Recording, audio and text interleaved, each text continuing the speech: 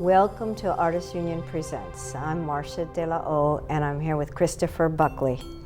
Christopher Buckley is a California native, retired from teaching. He taught at Fresno State at one time and shared an office with Philip Levine. Christopher Buckley has published 20 books of poetry and has won several awards, including a Guggenheim and Fulbright and 2 NEAs. He has also edited several critical books and anthologies of contemporary poetry, including this one on the poetry of Philip Levine, Stranger to Nothing, edited by Christopher Buckley. One of his most recent publications is an essay and a memoriam to Philip Levine, which is out in 5 Points Journal. Welcome. Thank you, Marsha. So some of our viewers may not know who Philip Levine is. Could you kind of give us a brief thumbnail sketch of his life? Who was he? I'll be happy to, and I'll refer a little bit to this essay with all the details that are hard to keep in mind. But Philip Levine was, to my mind, the most important poet of the 20th and 21st century. But regardless of where you rank him, he certainly has been one of the most influential, not only for his poetry, but for his teaching and mentoring. But he published 18 full-length collections of poetry, 2 or 3 prose collections, 2 on poetry with the Michigan series of Poets on Poetry, a autobiographical book called The Bread of Time. He's published books of translations from the Spanish, notably Tarumba by the great Mexican poet Jaime Sabines, that he co-translated with his former student Ernesto Trejo from Fresno. And he's taught at many universities, most importantly at Fresno State for many, many years. He came to Fresno State in '58 when they didn't have a creative writing program. And since then, pretty much everyone in poetry knows about the Fresno School. All of the poets, not only from the Valley, but who came from elsewhere to study with Phil. And also there was Peter Everwine and Chuck Hanselchek, which made an incredible faculty. One of the points I like to make here is I could never figure out how Phil published so many books of poetry, chapbooks of poetry, translations, and did so much work while at the same time teaching so much and mentoring so many poets, many of whom were not his actual students. People came to him from outside the university and wrote letters and sent him poems for help all through his life. In 1970, he was chosen outstanding professor at Fresno State, and the following year he was outstanding professor for the whole California State University system. A thumbnail sketch of his important awards. He has 2 John Simon Guggenheim Memorial Foundation fellowships, 3 NEAs, the National Book Critics Circle Award, Lenore Marshall Poetry Prize, the National Book Award, Pulitzer Prize for the Simple Truth.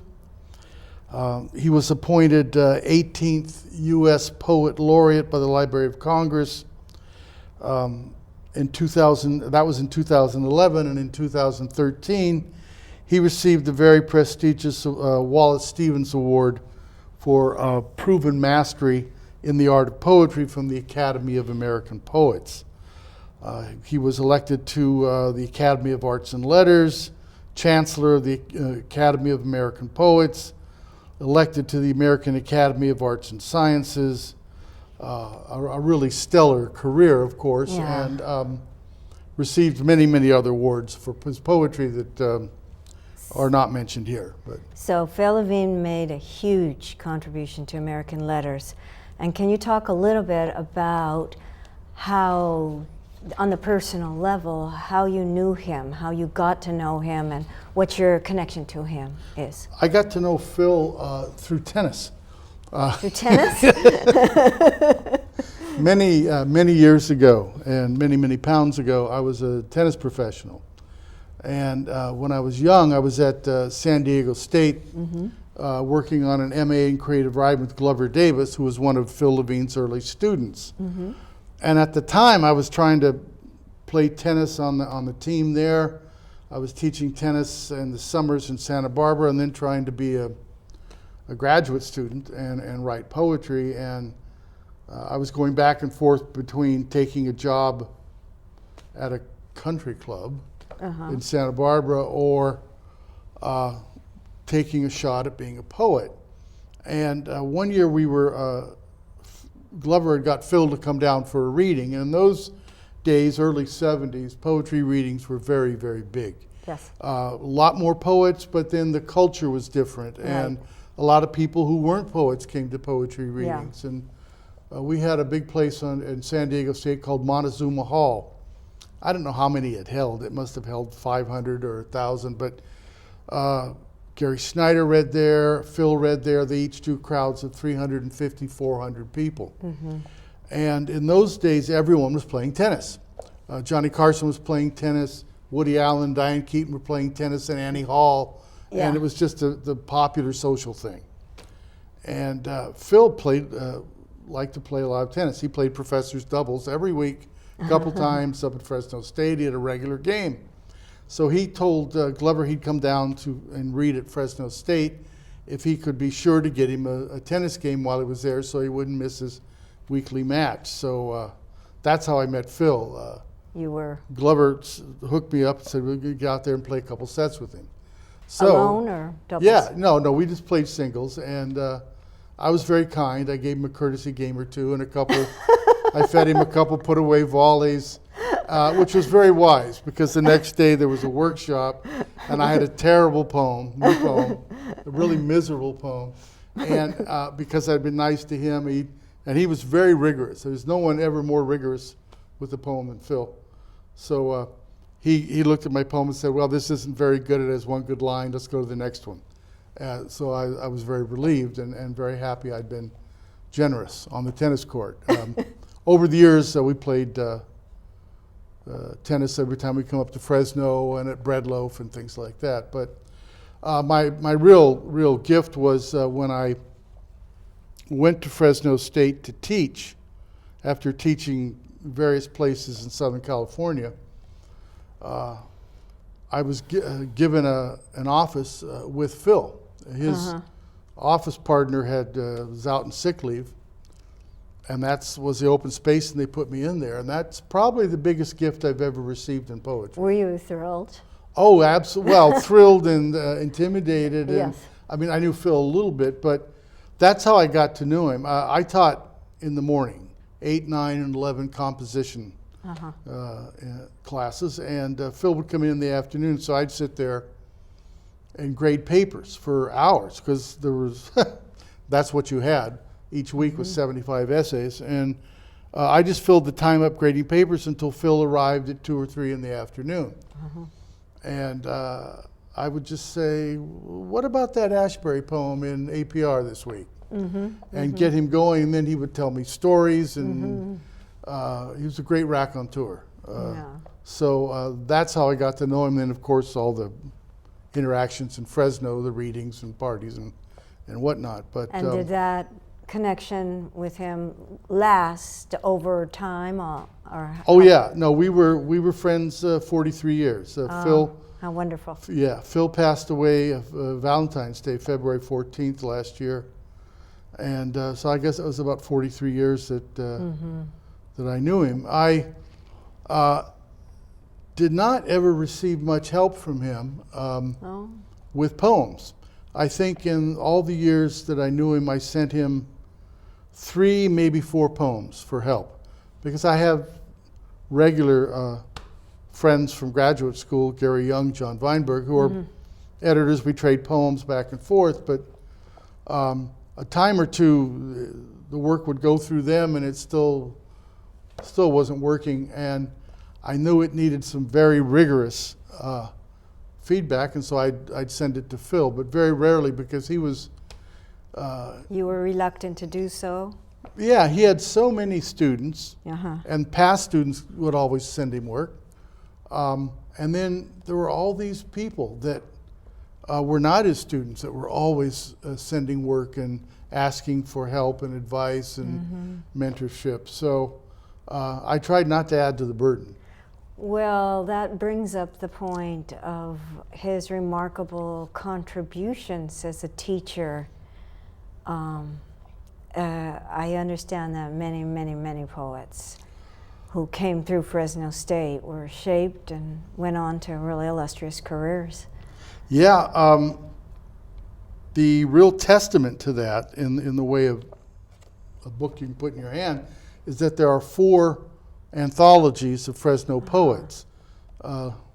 Testing the gray cells here. The first one's 1970, down at the Santa Fe Depot with that first group of Fresno writers. A really wonderful, iconic, old black and white photograph of everybody standing on the steps of the Santa Fe Depot in Fresno. Phil and Peter Everwine and Omar Salinas and Chuck Hanselcheck and Glover. And there's even some folks that were in the photo that weren't in the anthology because they weren't poets, like William Soroyan. You know, he was there. Wow. But everyone wanted to be hanging in that group. Yeah. When I moved to Fresno in '78, a regular group of us, Gary Soto, who was a student of Phil's, and John Weinberg, Ernesto Trejo, we hung out regularly all the time and traded poems and barbecued and whatever you do. But Soto got the idea at one point that there should be another anthology of Fresno students, the next generation, the younger ones, which would have been ours. And so he funded something that was called Piecework, 19 Fresno Poets, and Ernesto and John Weinberg edited that. A number of years later, some of the last, one of the last poets of Phil's was Marty Williams, M.L. Williams, and a very early poet student of Phil's was David Oliveira, and they wanted to do a larger, more comprehensive anthology, and I think we must have had 90-some people in that anthology, which was called How Much Earth. And subsequent to that, about 2 years ago, Marley L'Esperance and Thomas Q. Morin put together an anthology of essays by students of Phil's and some friends of his. So these were not poetry anthologies, but an anthology of essays talking about Phil as a mentor and a teacher, and that was put out. So there's 4 anthologies alone. I would guess conservatively there are 200 people that have a life in poetry thanks to coming through Fresno State, working with Phil, working as well with Pete Everwine and Chuck Hanselcheck, but Phil was the draw. I have a little list here somewhere in this essay of most of those poets. I'm thinking, first of all, of course, most famously of Larry Levis. Yes.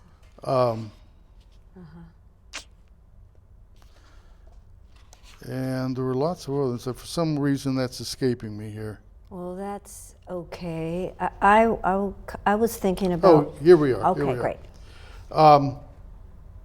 We mentioned Levis, Marty Williams, Suzanne Lummis, Andres Montoya, Sandra Hoban, Juan Felipe Herrera, Tom Emery, Dwayne Rail, Michael McGuire, Anna Garza, Kathy Fagan, Dixie Salazar, Chuck Moulton, Greg Pape, Arthur Smith, Shirley Ann Williams, Soto, Weinberg, Trejo. It is a considerable list. I think it's remarkable that by 1970, that wave had already built to a place where they were ready for that first anthology, because that's only 12 years later, really. And Word gets around. And then again, Yeah. and then again. So, well, part of it is serendipity. There was so much native talent right in the valley. Larry Levis grew up in Selma, the agricultural community outside Fresno, as did William Everson, a much older poet. And a lot of Chicano poets that Phil supported came through Fresno State. well, that brings me to a question about what's called the Fresno School of Poetry, or the California Voice, and how do you see that having been shaped by Fresno itself, the valley, the people in the valley, Phil Levine, and what arts characteristics would you say? Well, I think anytime that you talk about schools, you're really talking about a group of people at a certain time, and they don't all have the same style or Of course not. characteristics. But one thing, especially I think for the Chicano writers, is that what they found with Levine is that he had great sympathy and emphasis on what the Chicano poetry calls la vida. So about life, about experience, firsthand.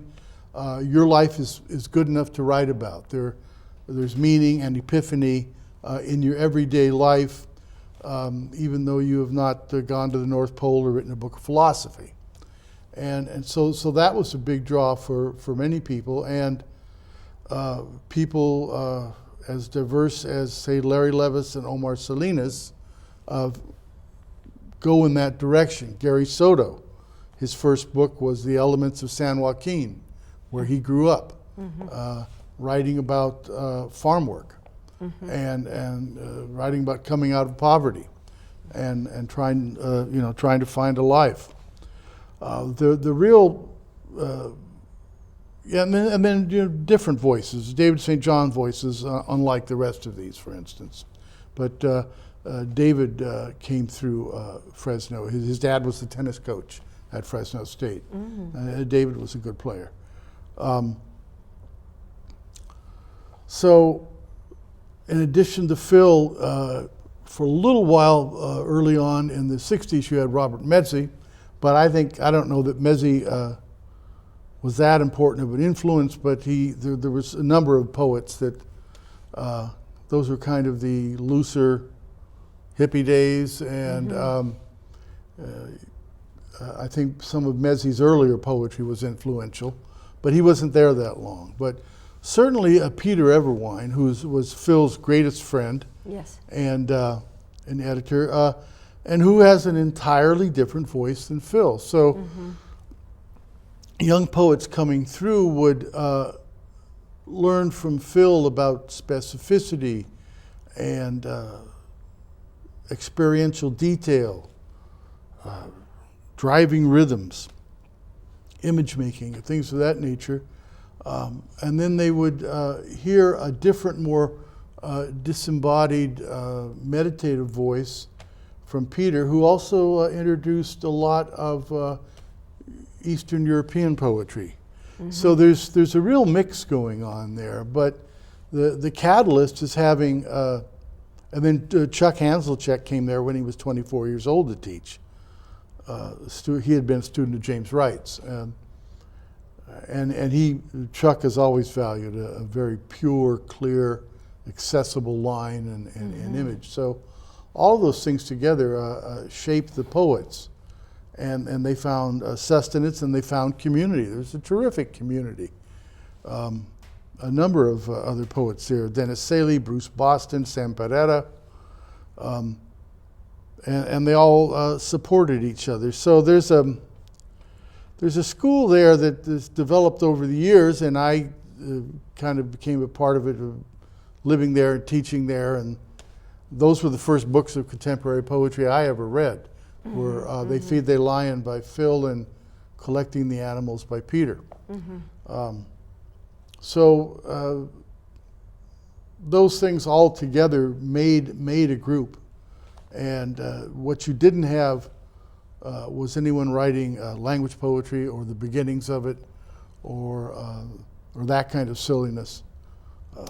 I want to go back just briefly to the concept of la vida, and this idea that any life contains these elements that are worthy and can be shaped into poetry, and ask you about Phil Levine's own background and life, and how he might have been able to forge this bond, particularly with Chicanos or with Latino students in the Valley.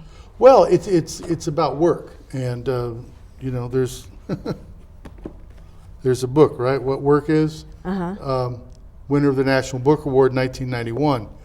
And I think that's the common denominator, because Phil knew what work is. He grew up, I think he started working at age 14 in a soap factory in Detroit.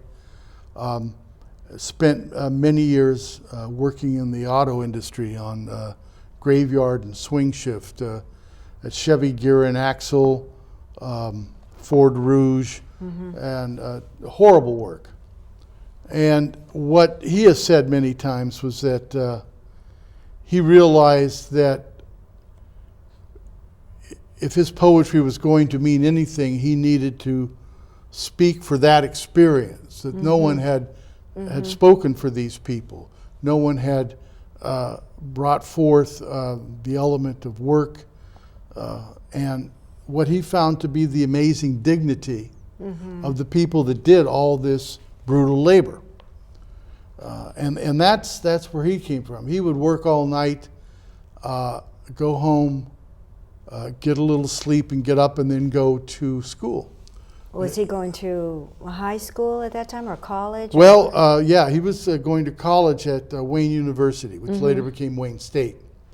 And he wrote a master's thesis on Keats.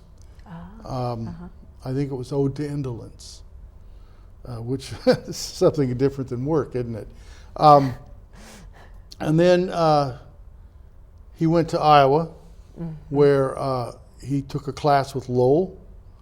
And then he also took a class with Berryman. And Berryman was the big influence in his life as far as becoming a poet and learning his craft and working hard.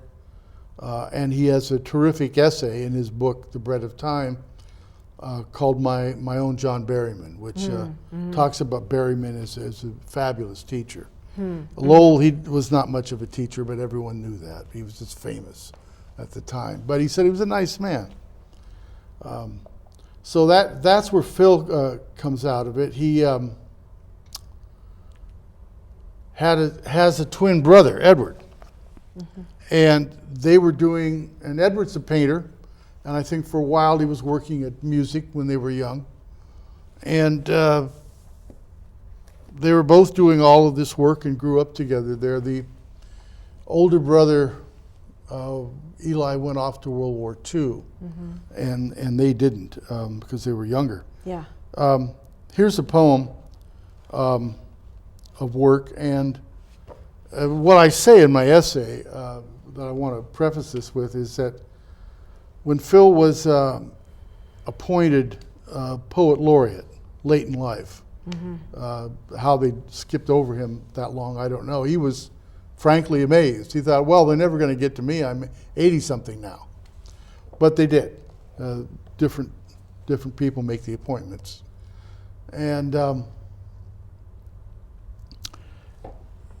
you looked on the internet, you looked at the newspapers, and the write-ups were pretty much the same.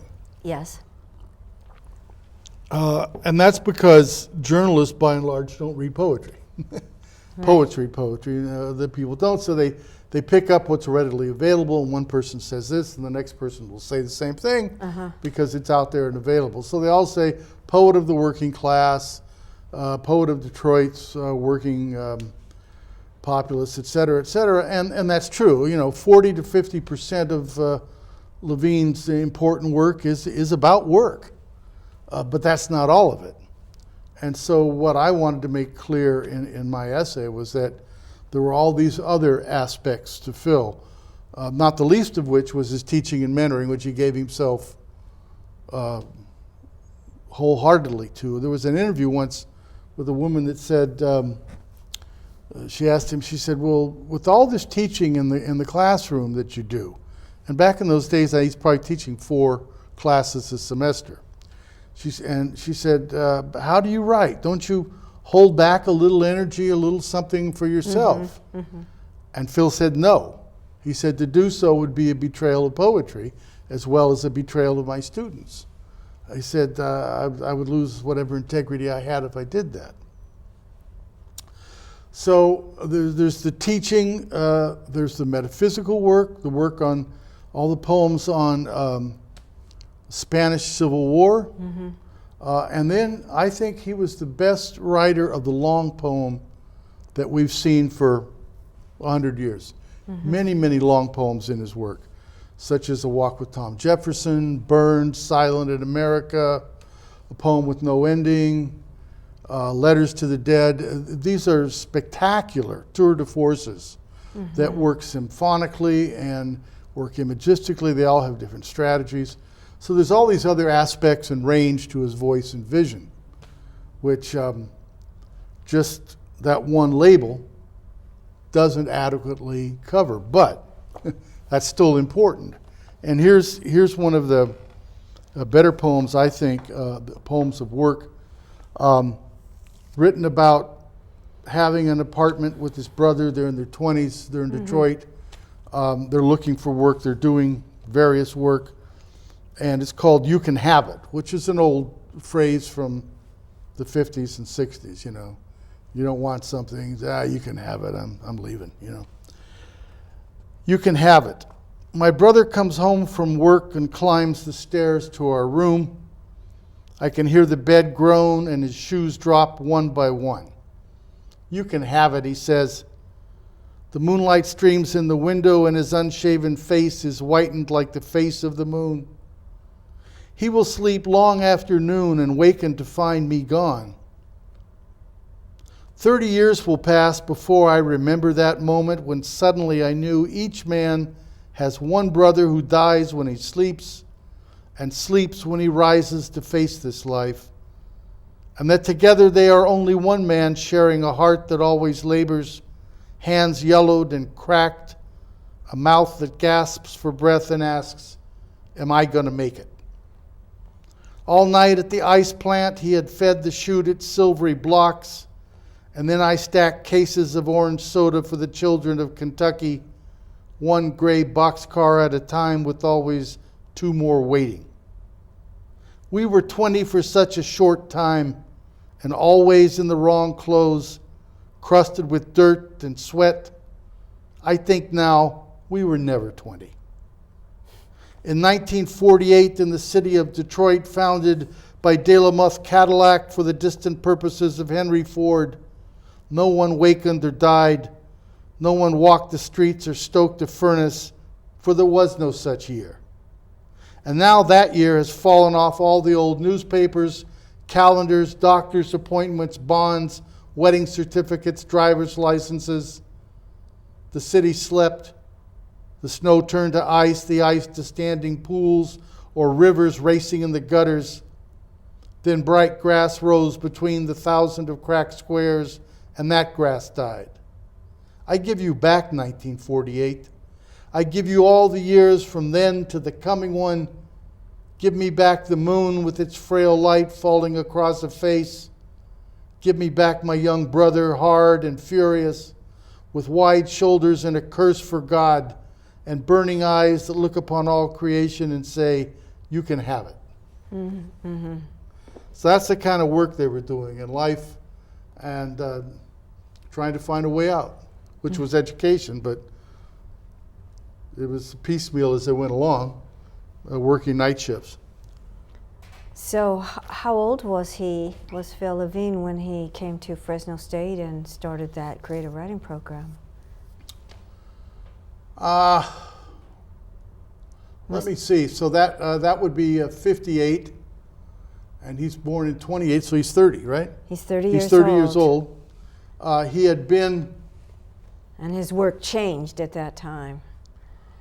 He's still working very hard, but it doesn't sound like... Oh, yeah, no. He's now become a teacher. But he had been up at Stanford for a year or so working with Ivor Winters, whose name was Arthur. And up there, Winters was a formalist. Yes. Completely. And he had got Phil writing syllabics, which I think he did better than anyone ever has. If you look at his first book, On the Edge, you'll see most all of that is syllabics. Even when you get to the second book with the long poem Silent in America, that's a tour de force in syllabics. Most people don't know that. But he mastered formalism, as you had to as a young poet in those days. Merwin Cannell, Denise Levertov, James Wright, that's what you had to do to be published, to be recognized at all, to be in any of the academies where they were paying any attention to poetry. But the work that came after that, which was a really important work, and Not This Pig and They Feed Their Lion, very angry and aggressive line, powerful rhythms.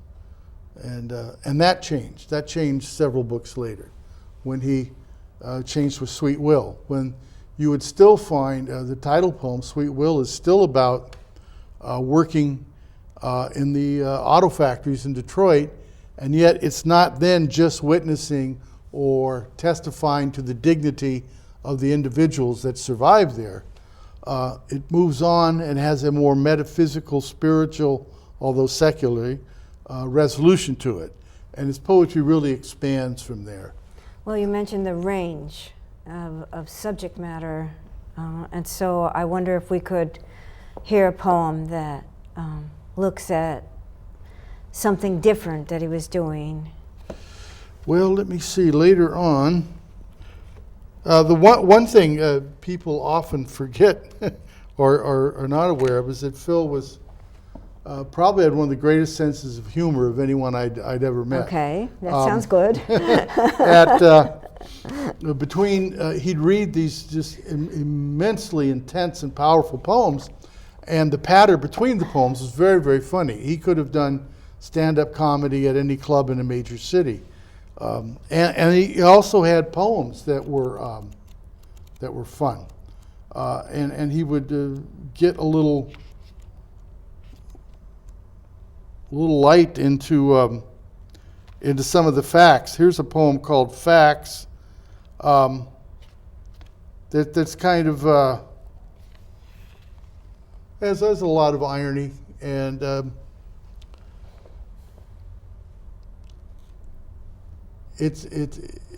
they're not one-line joke poems, Yeah, but he's a little skeptical moving through it. This is called Facts.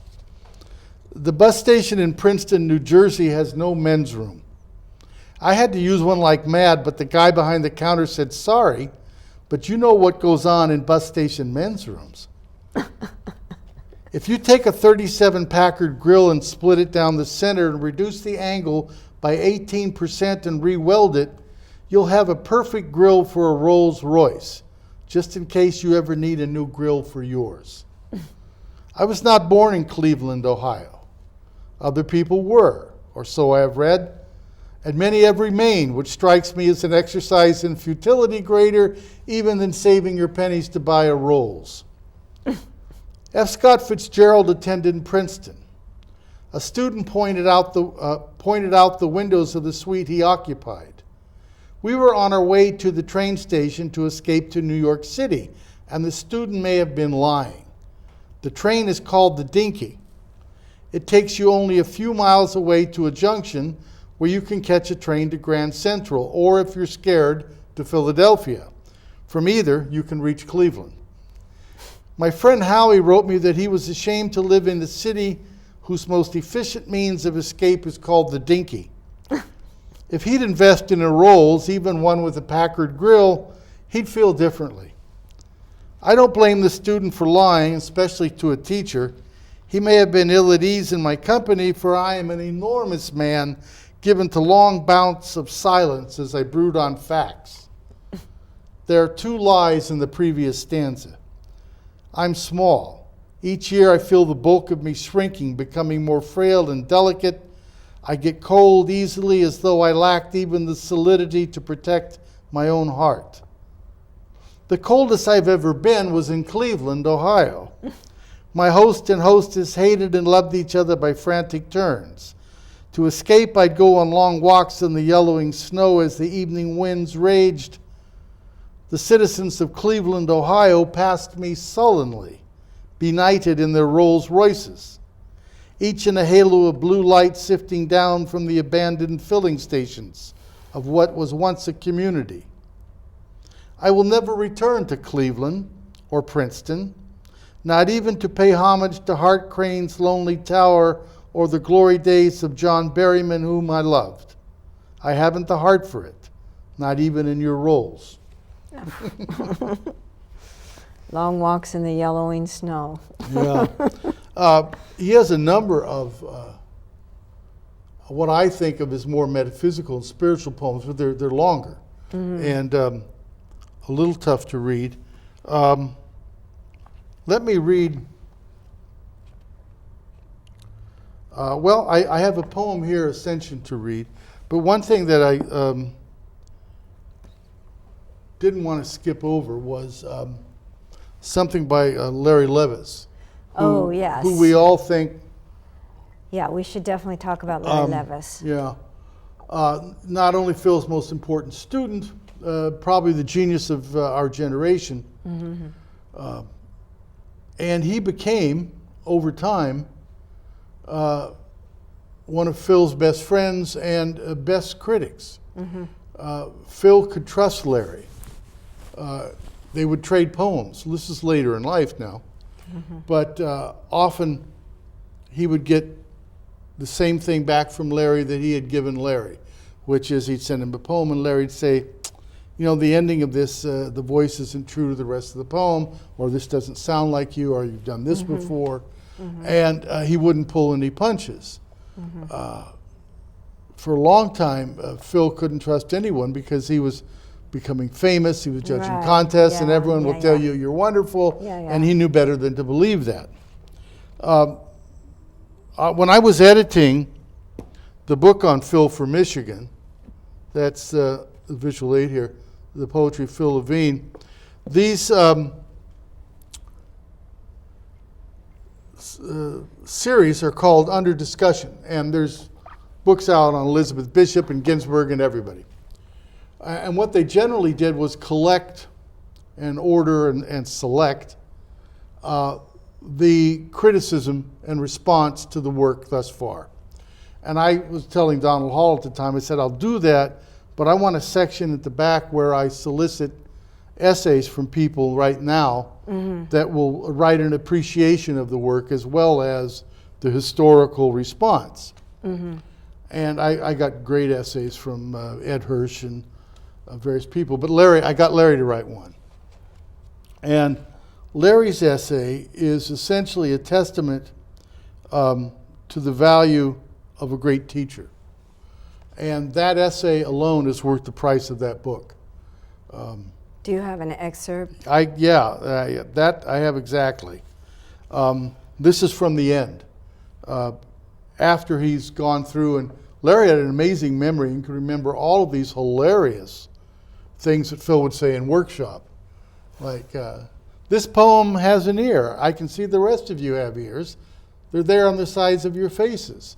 But soon they're going to be on postage stamps because no one uses them. They'll be there with the great Auk or Adlai Stevenson. I don't know how Larry remembered all that, but it was very, very funny stuff. But this is the end.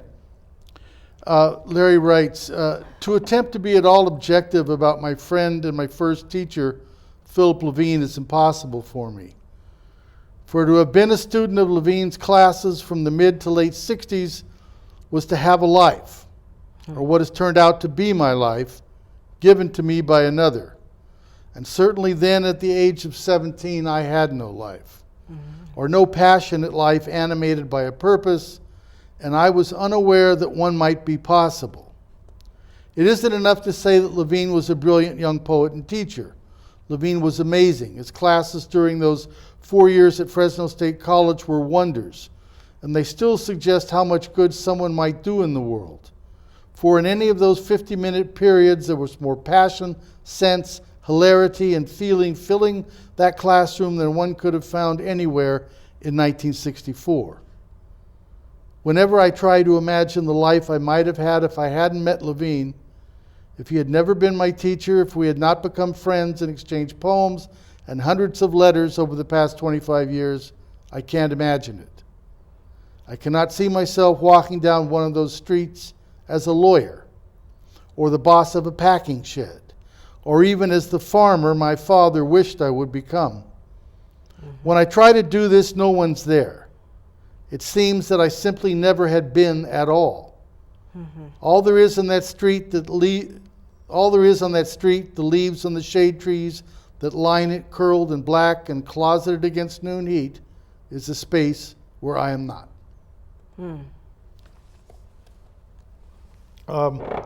One thing Phil wrote some years back, when was it? 97, so that is a while. In the Michigan Quarterly, he has an essay called Two Journeys. Yeah. And it can be found in the second of his two Michigan books of prose in the Poets on Poetry series called Don't Ask. And that's what I end this essay with, this quote from Phil, and it'll tell our listeners pretty much what he thought.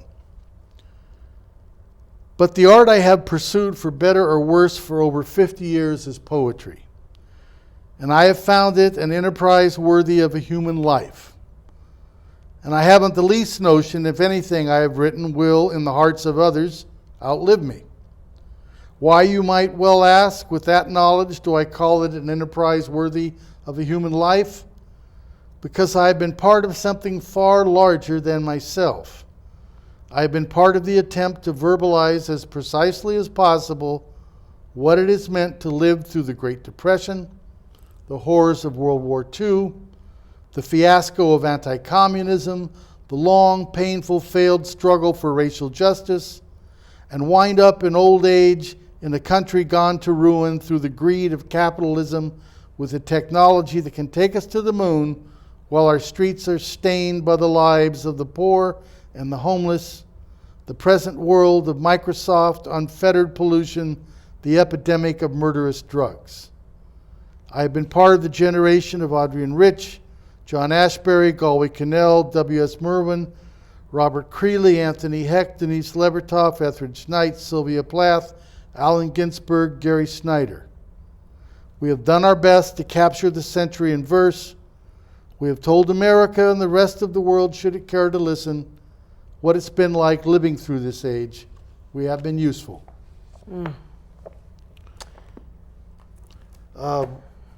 I'll read a couple more poems of Phil's if you like.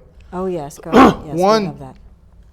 this is a good example because it again shows his humor and a sense of irony, and as well touches on a very big theme of Phil's, which is the Spanish Civil War, and the anarchists and the soldiers of the Republic and the people whose lives he learned from and cherished and bears witness to. What was his connection to the Spanish Civil War, his relationship to it? Well, he has spent time in Spain. He lived there for 2 different times for a year at a time. He translates Spanish, and pretty much growing up has always been an anarchist. So he loved the anarchist side of the democratic government of Spain, which was taken out by Franco the fascist and the far right rich. Does that sound familiar to you? And when did he live in Spain? Do you know that? This is in the 60s. So he was living under the Franco regime. Oh yeah, no, yeah, you had to. There was no choice. You couldn't go Yeah. there otherwise. You had to watch what you said. This is a poem from a little book published posthumously that I did with the Miramar magazine, Miramar Editions, called History. I collected up Phil's prose poems that were in various places. Some collected in his books and a number of them not. But this is called In the White City, and it's about that little town called Ronda. And if we remember Hemingway and For Whom the Bell Tolls, that's the city in the movie, with the high bridge and the guy gets thrown off and the running out of the valley at the end. And so he goes back years later to Ronda. And they call them the White Cities because they're up on the cliff and all the houses are painted with a white They're calc. whitewashed. Yeah. Yeah. But it's very, very funny. From up here, and he points to the bridge high above us, they tossed down the fat barber, the phalangist, to his death. It is all in the book by the American communist. The communist, I say? Yes, the friend of Fidel Castro, Comrade Hemingway. The tourists come here because of your Mr. Hemingway. That is why you are here. Who can argue with this young, balding lieutenant of the Guardia Civil, who has dared to leave his barracks lacking his tricorn and with only a small sidearm? In felt house slippers he stands at ease on the wet streets of his town Ronda to show me the world. On those rocks, he continues, pointing to a ledge halfway down the gorge, he first hits and his belly explodes. Then they rape his beautiful daughter, the film star that is Swedish. And when they have finished, they shave her head. And that is why we execute them all. Does he mean that is why in the novel the nationalists executed them? I am careful not to say the fascists. It is 1965. No, executed them here in life or death. He smiles at his little joke. Up there on the bridge, and he points again, by military firing squad, one at a time, properly. That is why the whole town must witness and learn. It is educational. But, I insist, the death of the phalangist was merely in a novel that made no effort to be true to events. Una novella, a fiction, a bestseller. The lieutenant enjoys this repartee. He's amused by my innocence. He shakes his head. He is discreet and patient with his visitor to his ancient city that boasts the first Plaza de Toros in all the world. You Americans, and he suppresses his laughter, you think because he was a famous Red he could not tell the truth? They do not give Nobel Prizes to liars. Yeah. That's again, it comes out of experience, but he sees the humor. And during all of the reign, if you want to call it that, of Franco, you couldn't go in a major city, you couldn't go 2 or 3 blocks without seeing 2 Guardia Civils. That tricorn is that little shiny patent leather hat they wore, standing on the corner with machine guns. You know, the safety's off. You run down the street and yell, Franco sucks, and, well, you're off to jail. You're probably not gunned down, but a very, very fascist dictatorship there. Now, another side of Levine's writing is, as I was saying, the metaphysical and the more spiritual side. Here's a shorter one. This poem was not collected in any of his books by Knopf, but with Gary Young at Greenhouse Review Press published this along with myself and John Weinberg. The 3 of us published a book called Unselected Poems in 1997. because there were all these great poems left out of the selected poems. Yeah. So we published them up. And this was one of the new poems in there. This is called Ascension. We're having a tribute to Phil in Fresno in February. And we're handing out a nice broadside to commemorate the event in Phil's life. And this is the poem on that. And it speaks for itself. Ascension. Now I see the stars are ready for me, and the light falls upon my shoulders evenly, so little light that even the night birds can't see me robed in black flame. I am alone, rising through clouds and the lights of distant cities, until the earth turns its darker side away, and I am ready to meet my guardians or speak again the first words born in time. Instead, it is like that dream in which a friend leaves and you wait, parked by the side of the road that leads home, until you can feel your skin wrinkling and your hair grown long and tangling in the winds. And still you wait because you've waited so long. Below, the earth has turned to light, but unlike the storied good in paradise, I see no going and coming, none of the pain I would have suffered had I merely lived. At first I can remember my wife, the immense depth of her eyes and her smooth brow in the morning light, the long, lithe body moving about her garden day after day.